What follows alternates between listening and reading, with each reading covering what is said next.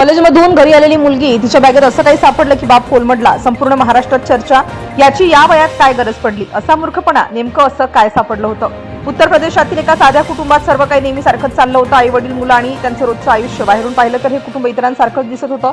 घरातील 21 वर्षांची मुलगी रोजप्रमाणे कॉलेजला जायची, परत यायची, घरात वावरायची. सुरुवातीला तिच्या वागण्यात काहीच वेगळं दिसत नव्हतं, पण हळूहळू काही गोष्टी लोकांच्या नजरेत येऊ लागल्या. परिसरातील काही लोक बोलू लागले की ती अनेक मुलांशी बोलताना दिसते. कॉलेजच्या बाहेर रस्त्यावर कधी मित्रांसोबत, कधी कोणासोबत. सुरुवातीला घरच्यांनी याकडे फारसं लक्ष दिलं नाही. काळ पुढे जात गेला तसं शेजाऱ्यांमध्ये कुजबूज वाढू लागली. घरच्यांच्या कानावरही गोष्टी येऊ लागल्या, पण प्रत्येक वेळी घरात तोच प्रश्न, खरं काय आणि खोटं काय? आईवडिलांनी अनेकदा मुलीशी बोलण्याचा प्रयत्न केला, तिला समजावलं, विचारलं, पण प्रत्येक वेळी उत्तर जवळपास सारखंच मिळायचं, तो फक्त मित्र आहे. एक दिवशी तर काही शेजाऱ्यांनी थेट मुलीच्या वडिलांकडे जाऊन सांगितलं की त्यांनी तिला एका मुलासोबत हॉटेलमध्ये पाहिलं. हे ऐकून घरातील वातावरण बदलू लागलं. वडील शांत झाले, आई चिंतेत पडली, पण तरीही त्यांनी लगेच कोणताही निष्कर्ष काढला नाही. त्यांना अजूनही वाटत होतं की कदाचित गैरसमज असेल. दिवस जात होते, घरातलं बोलणं कमी होत होतं. मुलगी आधीसारखी कॉलेजला जात होती, पण आईवडिलांच्या मनात मात्र प्रश्न वाढत होते. एका दिवशी कॉलेजमधून परतल्यानंतर मुलगी नेहमीप्रमाणे आपली बॅग घेऊन दुसऱ्या कामात गुंतली, पण त्या दिवशी घरात काहीतरी वेगळं घडणार होतं. आईचं लक्ष त्या बॅगकडे गेलं. साधी कॉलेज बॅग रोजची, पण त्या दिवशी आईला ती उघडून पाहावंसं वाटलं. सुरुवातीला तिला नेहमीसारख्याच गोष्टी दिसल्या, पुस्तकं, वही, काही कागदपत्र, छोट्या वस्तू. काहीही विशेष नव्हतं, पण बॅगेच्या एका भागात तिला आणखी काही दिसलं, एक छोटंसं पाऊच आणि त्यात ठेवलेल्या काही वस्तू.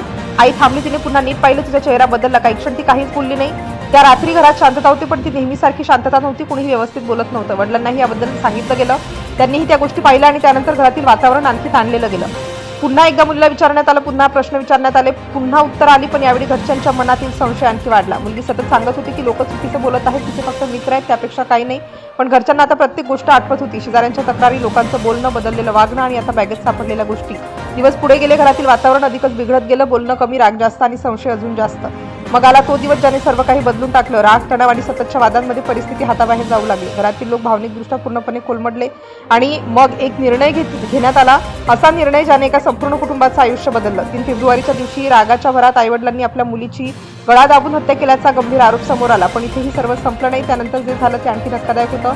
मृतदेहाची ओळख पटू नये म्हणून तिच्या शरीरावर बॅटरीमधील ऍसिड टाकल्याचा आरोप आहे आणि मृतदेह गावाबाहेरील कालव्यात फेकण्यात आल्याचं तपासात समोर आलं.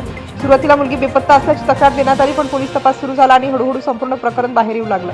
आणि शेवटी पोलीस तपासात समोर आलं की या संपूर्ण घटनेमागे प्रेमसंबंधांबाबतचा राग, घरातील तणाव आणि कॉलेजच्या बॅगेत सापडलेले गर्भधारणा चाचणी संच हे कारण असल्याचा आरोप आहे. पोलिसांनी आईवडिलांसह इतर संबंधितांनाही अटक केली. एका बॅगेपासून सुरू झालेला संशय अखेर एका कुटुंबाच्या विनाशामुळे संपला.